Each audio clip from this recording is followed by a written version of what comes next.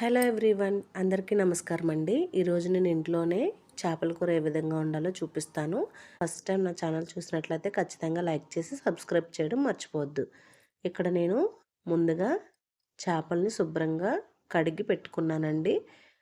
దీనిలో కొంచెం సాల్ట్ వేసుకున్నాను, అలాగే కాస్త పసుపు, అలాగే కాస్త కారం వేసుకున్నాను. ఎక్కువగా వేసుకోలేదండి, ఎందుకంటే ఇవి సముద్రపు చేపలు, దొందులు అని అంటారండి. ఈ మధ్యలో కనిపించిన చేప మాకు కొసరు వేశారులేండి. చూస్తున్నారా, ఇవన్నీ మాకు ఉత్తినొచ్చినవే. అంటే కిందవి 100 రూపాయలకి తీసుకున్నాము.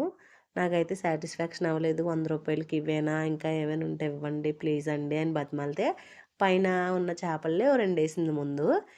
మేము నలుగురు ఉంటాం కదా, కనీసం ఒక్కొక్కటన్నా తినాలి కదండి అంటే, ఆవిడ మళ్ళీ ఇంకా 3 వేసింది, ఎక్స్ట్రా ఒకటి వేసింది. మొత్తం 5 చేపలు వేసింది. వాటిని కూడా శుభ్రం చేసి పక్కన పెట్టేసుకున్నాను. ఈలోగా పక్కన కలిపేసి పెట్టేసుకొని ఆయిల్ వేసుకొని కాస్త జీలకర్ర, ఒక స్పూన్ మెంతులు, కరివేపాకు, పచ్చిమిర్చి, నూరు పెట్టుకున్న ఉల్లిపాయ ముద్ద వేసేసుకొని బాగా మగ్గించుకున్నాను. బాగా మగ్గిన తర్వాత ఒకసారి మళ్ళీ మధ్యలో కలుపుకొని మూత పెట్టేసి దానిలోకి ఒక 3 మీడియం సైజ్ టమాటాలు, అలాగే చిన్న స్పూన్తో 2 స్పూన్లు ధనియాలు, ఒక స్పూన్ గసగసాలు ఉంటాయండి, అవి వేసుకున్నాను. అలాగే ఇంకొక స్పూన్ జీలకర్ర కూడా వేసుకున్నాను. ఈ సీసాల్లోకి స్పూన్లన్నీ అందుబాటులో లేక డైరెక్ట్గా వేసేస్తున్నాను. అలాగే ఒక 5-6 వెల్లుల్లి రెమ్మలు వేసుకొని మిక్సీ పట్టేసి ఆ పేస్ట్ని అందులో వేసి మొత్తం అంతా కలిపేసుకున్నాను. చూస్తున్నారు కదా, ఈ విధంగా మగ్గే వరకు కలుపుకొని దానిలో కాస్త ఆయిల్ తేలే వరకు కూడా ఉంచుకున్నాను. చూస్తున్నారు కదండి, అక్కడక్కడ మధ్యలో ఆయిల్ తేలినట్టు కనిపిస్తుందా.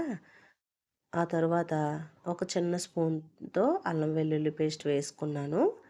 వేసుకొని పచ్చివాసన పోయే వరకు కూడా మగ్గించుకున్నాను. తర్వాత రుచికి సరిపడగా కారం వేసుకొని కల్లుప్పు వేసుకున్నాను. ఆల్రెడీ ఇంతకుముందు పసుపు వేసాను కదా, అందుకని వేయలేదు. మొత్తం అంతా ఒకసారి కలిపేసుకొని దానిలోకి సరిపడగా వాటర్ పోసేసుకున్నాను. ఇక్కడ మనం సముద్రపు చేపలు ఉపయోగిస్తున్నాం కాబట్టి అందులో దొందులు ఎగురైతేనే బాగుంటుందండి, పులుసుకి బాగోదు. వాటర్ సరిపడగా వేసేసుకొని బాగా ఉడికించుకున్నాను. ఈ విధంగా ఉడికేటప్పుడు కాస్త కొత్తిమీర వేసుకున్నాను. మొత్తం అంతా ఒకసారి కలిపి దగ్గర పడేంత వరకు కూడా ఉడికించుకున్నాను. ఇవి ఎంతోసేపు ఉడకవండి, అందుకే పులుసు బాగా మరిగిన తర్వాత, సారీ పులుసు కాదు, మనం వేసిన ఈ వాటర్ బాగా మరిగిపోయి కూర దగ్గర పడే వరకు కూడా అయిన తర్వాత మాత్రమే వేసుకోవాలి. ఎందుకంటే ముందుగా వేసేస్తే తొందరగా చీలిపోతాయండి, ఉత్తినే ఉడికిపోతాయి. ఇవి చూస్తున్నారా, నేను బాగా దగ్గర పడిన తర్వాత వేస్తున్నాను. ఒక్క ఉడుకు ఉడికితే సరిపోతుందండి, మరీ ఎక్కువసేపు ఉడకనవసరం లేదు. మొత్తం చేపలన్నీ వేసేసుకున్న తర్వాత గరిటె పెట్టి మరీ కదిపేయకుండా ముక్కలన్నీ కూడా సరి సమానంగా కలిపి మూత పెట్టి ఉడికించుకోవాలి. చేపలు ఫ్రీగా ఇచ్చింది అంటే ఊరికనే ఎవరైనా ఇస్తారా అని అనుకోవద్దు, ఎందుకంటే అప్పటికే మా వీధిలో అందరినీ పిలిచి తీసుకునేలా చేశాను. ఆవిడకి బేరం బాగా కుదిరింది, అందువల్ల ఆ చేపలు ఇచ్చిందిలేండి. మేము డైలీ కొనుక్కుంటాము, తెలిసిన వాళ్ళే కదా అని ఇచ్చింది, మీరు తప్పుగా అనుకోవద్దు. తర్వాత కూర దగ్గర పడిందండి. ఈ విధంగా గరిటెతో కాకుండా క్లాత్తో పట్టుకొని తిప్పుకుంటూ మనకి కలుపుకోవడానికి వీలుగా అయ్యే వరకు చూసుకోవాలి. మరీ పలచగా లేకుండా, అలా అని మరీ చిక్కగా లేకుండా చూసుకొని దగ్గర పడే వరకు కూడా ఉడికించుకోవాలి. మ్యాక్సిమం అయిపోయిందండి. చివరిలో మళ్ళీ కాస్త కొత్తిమీర వేసుకోవాలి.